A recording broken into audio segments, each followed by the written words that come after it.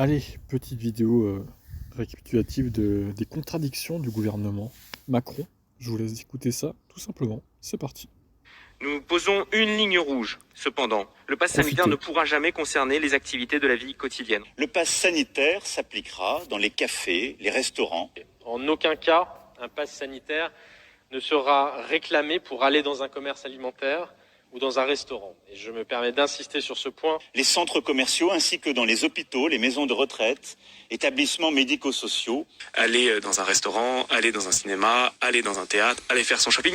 On n'utilisera pas le pass sanitaire pour cela, c'est sûr. Mais aussi dans les avions, trains et cars pour les longs trajets.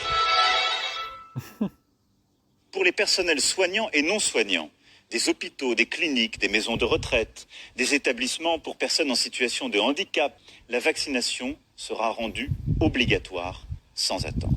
Je ne rendrai pas la vaccination obligatoire. En fonction de l'évolution de la situation, nous devrons sans doute nous poser la question de la vaccination obligatoire pour tous les Français.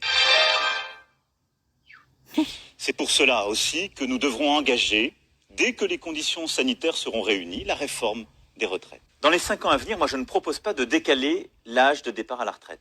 Est-ce qu'il faut reculer l'âge légal qui est aujourd'hui à 62 ans? Je me suis engagé à ne pas le faire.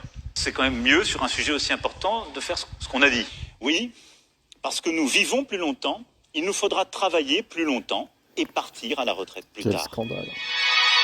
Scandale total, quoi. J'ai toujours tenu un langage de vérité. Non, du coup non, on peut pas dire ça. Hein.